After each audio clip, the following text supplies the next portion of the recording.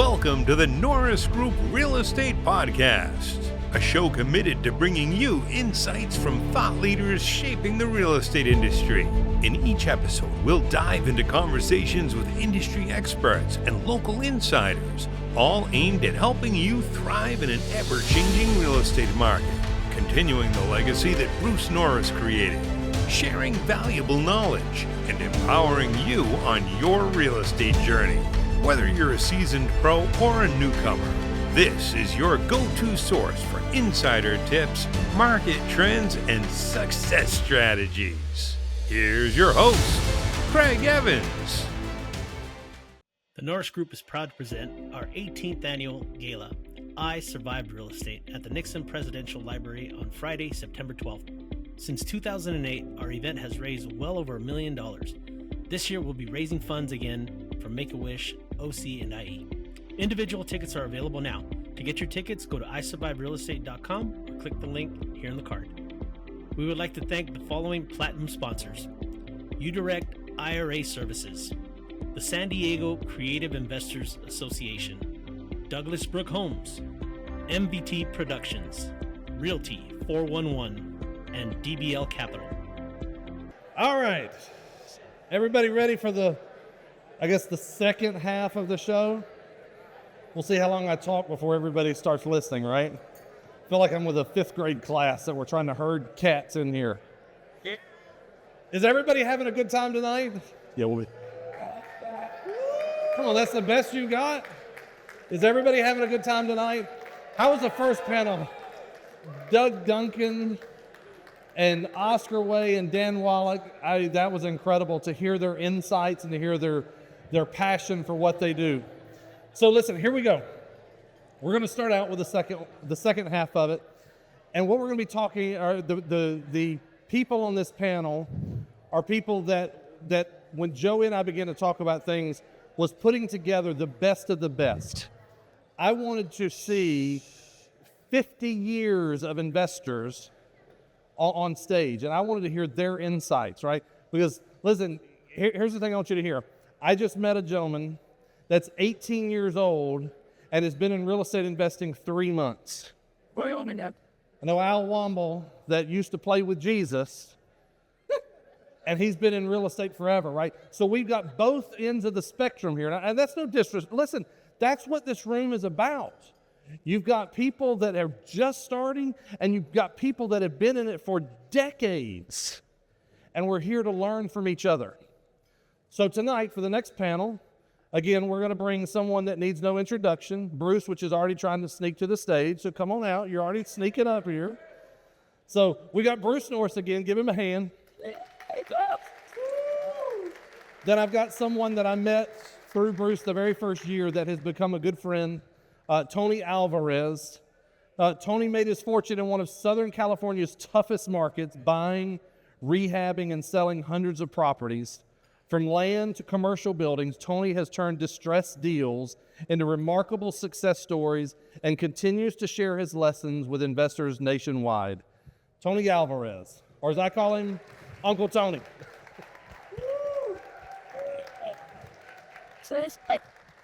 You guys think that we on stage? All right, just so you know, there's no telling what's coming out of Tony's mouth tonight. So, all right, last and definitely not least, a gentleman that I just got to meet this weekend, and it has been a pleasure and an honor to meet and talk and to hear how he views things in life, especially from real estate. Peter Fortunato. For nearly 5 decades, Peter has been structuring, that's right. I don't know if I even need to say anything. 6 decades. He's correcting me. He's like, don't steal that last decade from me. Ladies and gentlemen, Peter Fortunato. All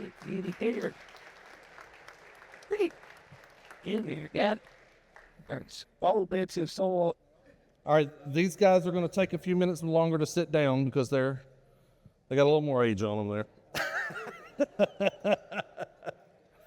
All right.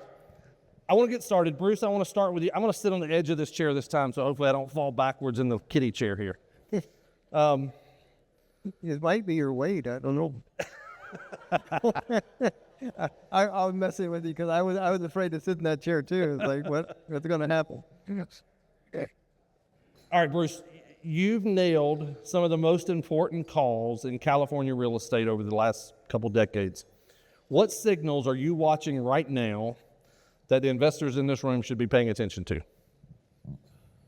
I think most people think that when interest rates go down, you're going to have a good reaction in the real estate market. Problem with that is that if you look over the last 50 years, you have that replicated 3 other times where you had an end of a cycle and then you had interest rates go down, and actually nothing really good happens in the next 2 years because people's mood is not excited about real estate, and the affordability number is very low. And if you're expecting things to turn around and prices to accelerate, that means the moodometer is going to accelerate when it's almost at its peak all time. And I just don't think, since that's never occurred, I mean, that's how I think. Has that ever occurred? The answer is no, not in 50 years. So the mood of the participant is going to rule, and you're probably going to have a pretty flat market because you still have all those people that have 3% mortgages are going to go nowhere. But I don't think the outcome is going to be super, and I wish it was. I've got some new houses for sale, so I hope prices go up by 10%, but there's no history of that. So, Pete, everybody knows you're the master of creative financing and creative deals. So you built your career on structuring creative deals. What's one strategy that, as you corrected me, that you've been in this for 6 decades now, what's one strategy that you used 6 decades ago that you view as still relevant today? That's easy. You're all right. You gotta, now you know this, you gotta talk into those things. But anyway, it's the strategy I use is I care about the person I'm talking to. I find out what's going on in their life, and I help solve problems. I ease the trouble that people are facing. You know, I always like to tell people, I say to somebody, why would you sell a nice house like this? And I discover something's changed in their life. There's some uncomfortable circumstance, and I am going to fix it. I am going to give them alternatives. And there's no such thing as an impossible deal, but there are impossible people. So there's sometimes when you just have to walk away. But that's not my goal, and I will continue to try to fix it. And sometimes they have no idea what I'm trying to do, but I will never stop trying. I'm going to try to make a deal where somebody's better off because of me. And because capitalism works, every time you do business with somebody else, you make a friend because you give them something they like better and they give you something you like better. And so capitalism works. That's why when we talk about any kind of government program, it's always evil. We had that.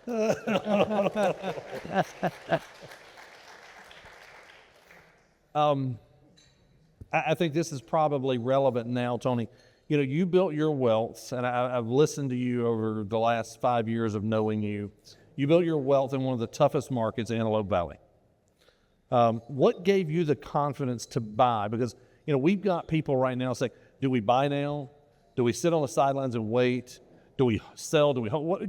What gave you the confidence at that time when you're buying in Antelope Valley and everything that was going on then? What gave you the confidence to buy when everyone else was running the opposite direction? Well, I think at the foundation of the answer to that question is understanding value within a given market.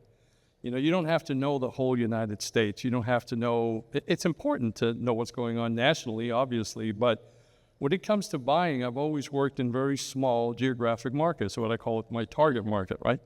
But understanding the values, I figured out early on that if I knew what real value was in the real estate market that I was working in, quickly, if I could identify that, then I could move with confidence. I didn't have to think about it. I didn't have to think, do I really know what I'm doing? Or, you know, there was no fear involved, because fear disappears when you know something and you know it, like Bruce would know his numbers, or when Peter sits down to talk to somebody and he knows what he's he's setting what his intention is. In other words, he's going to solve a problem. All he has to do is hear it, right? So when I went out to the Antelope Valley, it wasn't that difficult, okay? Because houses that were costing at that point in time, I know most of you will think this is nuts, but it would cost to build a house $100,000 at that point in that market. And I was looking at a purchase price of $35,000, and no one wanted it.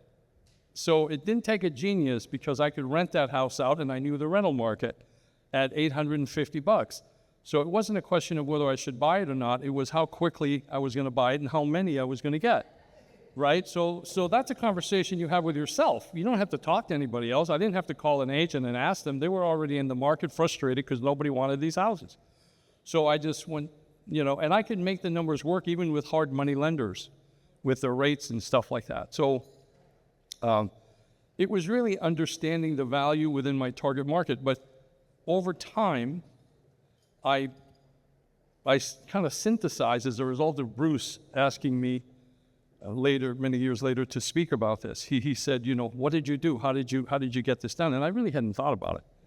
But I sat down and I kind of synthesized the steps that I took, and it boiled down to basically what I labeled the GPS: having a specific goal, having systems, having a plan. So GPS, goal, plan, systems. Systems were the daily actions I had to take, regardless of whether I was in the mood or not. So, it's not a difficult thing, but understanding the values in my target market is at the head of the game. That's at the bottom of everything. If you don't know that, you got to go do something else. If you're not willing to commit to really understanding, that's the basic thing. So that would be probably the number one thing that gave me the confidence to then talk to somebody about financing, pull the trigger on a price that I was willing to pay, and not care about what somebody else is, the counter offer and this and that. And, that became just a game that I would move, I would change my number to whatever I thought was worth doing. There were ridiculous numbers at that time, though, I would offer 30,000 on it. And then they would come back and say, no, 32. So I'm going to argue about this. Now, I want you to know there were times where I did argue about that, and I lost the deal, believe it or not. And Sabrina, my assistant, has never stopped reminding me of all those houses. And now they're worth, $400,000, and we drive by. Remember that one when you screwed up because $5,000 that you argued about with the guy? No. So anyways, I hope I answered your question. I want to add something because it's very important. It's not going to come up. What Tony does is build lifelong team partners by observing something. So he just told me a story today while we're in the I was saying van, but you know what it is. He observed that the guy that owned the company was trying to sell chocolate bars for his kid. And he noticed that the employees were complaining about having to buy them. And so Tony on his own said, how many do you have? And he bought them all without ever meeting the owner yet. And then he gave them all to the people that worked for the company. Then he meets the owner. And while he's into the first meeting with the owner, people keep coming to the door and saying, opening door, hey, thanks for the chocolate bar. That happened 5 times, and he's like, what the heck happened? So he calls the girl at the front and says, the guy with you bought 4 dozen of them and gave them away. And the guy tears up when he hangs up the phone. And Tony Alvarez has a source of properties for the rest of his life. He's still friends with him, by the way. Yeah, that's Don Anderson, in case you guys want to check it out. Okay, he moved to Idaho, but we're still friends. I danced at his daughter's wedding, and she's the one who named me Uncle Tony. For those of you who've been around with me for a long time and know that little tagline, his daughter and his son named me Uncle Tony because they all sold, how kids sell those chocolate bars to go to some trip to wherever the heck it is. And yeah, Bruce is right. We were just discussing this today, but I was saying that sometimes opportunities presented themselves like that. Now, we're not talking about some secret weapon tactic that you're going to use to find deals or AI or something, right? So Peter's talking about relationships with people, and that's true. I overlook those things a lot of times because it's such a natural course of events for me, like it is for Peter, right? You care for people. Well, of course. Yeah. Well, look, I don't care when the robots are going to start coming, but if you lose your ability to connect with other human beings, you're at a huge disadvantage because in my opinion, you're trying to find the most difficult way to make things happen. Now, I know that there's some people out there that are on the internet. I hear about it all the time. Some young guys out on Facebook selling the new fangled, way to buy property, all the way across the United States. You don't know anybody, and you can rent them out Section 8, and you could do it on some website. And I don't know if you guys, I've had 100 Section 8 units. Believe you me, that ain't happening. Okay? I don't care what anybody else says. But, yeah, relationships, you got one life you're going to live, right? As far as I know. Haven't heard anything different. So I'm going to live it the way I think is going to be the most rewarding for me and for someone else. So that's every relationship, every contact that I make, I try to make that happen. That's the secret to Tony. But you've been talking about that since before I was born, I think, because I'm a lot younger than you. Yeah. But indeed, the allies you make when you make a deal are the most valuable thing you take from that closing. And that's why it's so foolish to see people. It's so sad to see people who have bought something and never talked to the seller again, have sold something, never talked to the buyer again, have borrowed money, never gone back, rented to a tenant. I have people get shocked that when I bought my fourth house, I borrowed the $10,000 cash I needed from my tenant in my second house. They can't believe that I had that I talked to her. I knew she had money in the bank. I said, I'd rather have wealthy tenants than poor tenants. You should get 9%, not 3%. And she lent me the money to buy my fourth property, my tenant, my second house. So, all right, so I'm going to turn into Dr. Phil here for a second. I'm going completely off script here. So, and this is why it's interesting to me. I've got my daughter here tonight, Addison. I just met a young man that's 18 years old. He's been in real estate investing for 3 months and said, this is the career I want. Yep, stand up for me. Stand up. If everybody in the room can pour into that young man, that's the thing we got to do. But here's the thing I want to, I watch guys at this age, right? At my daughter's age, I'm sorry, tell me your name again. Glenn. At their age, I'm watching them. They'll literally text the person next door to them. Yeah. Hey, do you want to go get something to eat? Texting back, yes. We've got Gen Z, and now we're into Gen Alpha and Beta and whatever, right? All the generations that are coming. This is exactly why I wanted this. I don't care the questions I wrote. I want to know, how do we teach people coming behind us? You know my faith. And the Bible tells me that I'm supposed to pour into people that are younger than me. The older is supposed to teach the younger. So, and we'll get into strategies and all that.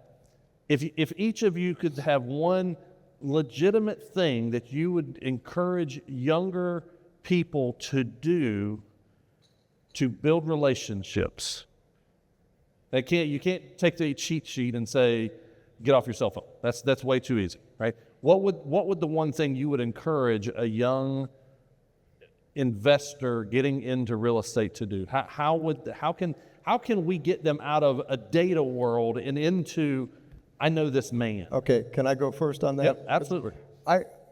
It'll take a minute, but I worked for a company for 3 months and I didn't enjoy it because he didn't treat people well. So I went out on my own. And I had a life-changing experience 3 months into me being on my own. I sat across from somebody that had called on my ad, and I made him an offer. And he was like so not there, so distant. And it bothered me. And actually, like the hair on your neck goes up, that actually happened. I said, I don't want to talk about your house anymore. Are you okay? And he looked at me really surprised that I asked that. And he said, no, I'm not. I said, okay, I don't want to talk about your house anymore. And I went to my car and I had bought 10 books, same book, Greatest Miracle in the World, written by Og Mandino. And I had read the book and I loved it. And so I came back and I gave him the book. I said, I don't want to talk to you about your house anymore today. I want you to read this book. If you won't read the whole book, read the chapter 9. It's called the God Memorandum. And in that chapter, God says to you, you might have forgot this, but you're the greatest thing since sliced bread. So let me remind you about that. So the next morning, I knock on the door, and he opens it up, and he says, I want you to know that the book you gave me saved my life. I was going to sell you my house and kill myself. And then he gave me the best gift you could give to a guy that was 28 and just starting. He said, I still want to sell you my house because what I realize what I need is a fresh start. And I went from thinking I got to steal somebody's house to me realizing I could look to across the table and see if there was a fresh start that was needed. And it changed everything because I wasn't nervous. I wasn't stressed. I was just sort of like Pete. I was looking for, and there was plenty of times as I don't understand why you're selling. Why are you doing that? And I'd get pushback. I did have a guy actually, you run an ad that you're buying properties. You're trying not to do it. Why are you doing that? Anyway, that's the thing that I think when you care about it and you look across the table, and if you have a little experience, it helps, where you can actually benefit the person. And it's almost like you don't care if you buy it or not, and you'll probably get people to tell you the truth. I think that's what happens. I have had so many sellers say, I don't know why I'm telling you this. I've told no one this. It's because they felt they could trust me. Mm-hmm. And they gave me the information that I could use to say, I can solve this. Okay. Anybody next? All right. Don't forget to visit I Survive Real Estate for tickets to the event on Friday, September 12th. The Norris Group would like to thank the following gold sponsors: Keystone CPA, the Inland Valleys Association of Realtors, Pasadena Phoebe, the North San Diego Real Estate Investors Association, LA South RIA, NorCal RIA, the Wizard of the Wobbly Box, Andy Teasley, Shepherd's Finance, the Thompson Group, Property Radar, and White House Catering. The dinner wine is provided with a generous contribution by Rick and Leanne Rossiter. Hope to see you all there. For more information on hard money loans, trust deed investing, and upcoming events with the Norris Group, check out thenorrisgroup.com. For more information on passive investing through the DBL Capital Real Estate Investment Fund, please visit dblcapital.com.